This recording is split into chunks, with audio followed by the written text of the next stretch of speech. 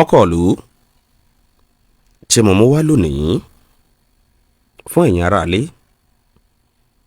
àwọn náà ni baálẹ̀ Ṣónọ́lá Jamiu Kásímù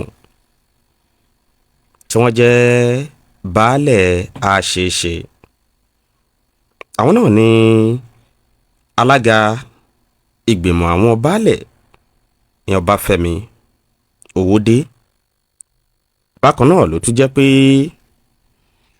ọkọ̀ ìlú yìí náà àwọn náà tún ni the new chairman Ẹ̀gbá Traditional Council of Baálẹ̀ ìyẹn baálẹ̀ Ṣónọ́lá Jamiu àṣeṣe. Ọkọ̀ ìlú ẹ̀kọ́ báńkì àwọn aráalé náà àrò baálẹ̀. Gbogbo àròtọ́ mú kí gbogbo ará ilé lọ́kùnrin àti ní obìnrin. Ta ni baálẹ̀ Ṣónọ́lá Jamiu Kásímù? Ẹ já bẹ̀rẹ̀ láti bẹ̀. Baálẹ̀ Jamiu Kásímù Ṣónọ́lá ó jẹ́ baálẹ̀ tó jẹ́ sílùú àṣeṣe láti bí 20 ọdún sẹ́yìn.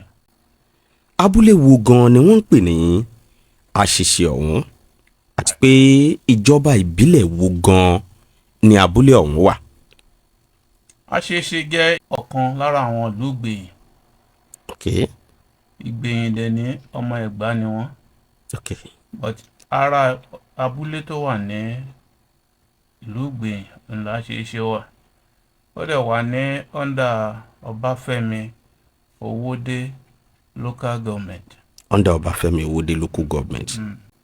Àmọ́ gẹ́gẹ́ bí alága ní alága gbogbo ìgbìmọ̀ àwọn baálẹ̀ ní Ọbáfẹ́mi Owódé tá à ń sọ yìí àti tó bí ìgbà wo tẹ́ ti wà ní ipò náà? Mo ti jẹ́ alága baálẹ̀ ní Ọbáfẹ́mi Owódé ní 2018. 2018. Bí abúlé mélòó àbí bí àwọn baálẹ̀ mélòó ló wà ní ìjọba ìbílẹ̀ yìí? Ní ìjọba ìbílẹ̀ Ọbáfẹ́mi Owódé ó tóbi gan-an, but ní àwọn abúlé tó wà ńbẹ̀ tó jẹ́ pé wọ́n jẹ baálẹ̀ sí á lé ní 1000 kan. 1000 kan? Á lé ní 1000 kan. Wọ́n á lé lẹ́gbẹ̀rún kan? Bẹ́ẹ̀ ni. Tí wọ́n sì wà lábẹ́ ìdarí yín gẹ́gẹ́ bí alága? Bẹ́ẹ̀ ni. Bàbá, báwo lẹ ti wá ń ṣe, báwo lẹ ti ń darí wọn? Iṣẹ́ tá à ń ṣe ń bẹ̀, iṣẹ́ tọ́lọ́run bá ti náwó sí kì í ṣòro ṣe, nítorí pé àwọn ènìyàn la nira jù láti darí. But bá ṣe ń darí wọn, Ọlọ́run kọ́ wa, ó ń fi ọgbọ́n àti òye tá fi ń bá àwọn ènìyàn ẹ lò títí dé ibi tí a bá dé. Títí débi tí ẹ bá dé.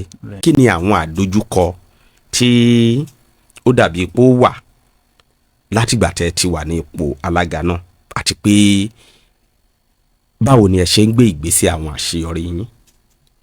Àdójúkọ tó wà ní ìjọba Ọbáfẹ́mi Owódé ó pọ̀ díẹ̀. Mẹ́nubà. Nípa ẹgbẹ́ ṣíṣe, àwọn máa kọ́kọ́ ń wá àwọn èèyàn lọ sílé, lọ sí area ká tó ní pé ẹ wá join ẹgbẹ́ baálẹ̀, ẹ wá join ẹgbẹ́ baálẹ̀, àǹfààní pọ̀ ńbẹ̀. Nítorí ní Ọbáfẹ́mi Owódé a ní Owódé zone, a ní Ọba zone, a ní Ọbáfẹ́ zone. Zone mẹ́ta ló wà ní Ọbáfẹ́mi Owódé.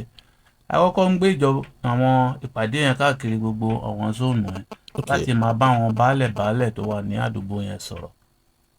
Láti bẹ̀ láti rí ọ̀pọ̀lọpọ̀ àwọn èèyàn, àwọn baálẹ̀ tí wọ́n ti bẹ̀rẹ̀ sí darapọ̀ mọ́ wa, tí wọ́n dẹ̀ sì ń jàǹfààní ibẹ̀. Tó túmọ̀ sí pé ní àwọn zóònù yẹn náà ẹ tún ní bí àwọn adarí níbẹ̀ náà? Ní gbogbo zone ni adarí wà. Because bí èmi ṣe jẹ́ chairman ní Ọbáfẹ́mi Owódé yẹn, a ní láti mú secretary ní Ọbáfẹ́, a mú treasurer ní Ọba zone. So àwa mẹ́tẹ̀ẹ̀ta yẹn lájọ ń tukọ̀ àti àwọn èèyàn tí ó jẹ́ esco wa. Ìyẹn ní Ọbáfẹ́mi Owódé ń bẹ, Council of Baálẹ̀ tí ẹ̀yin jẹ́ alága wọn.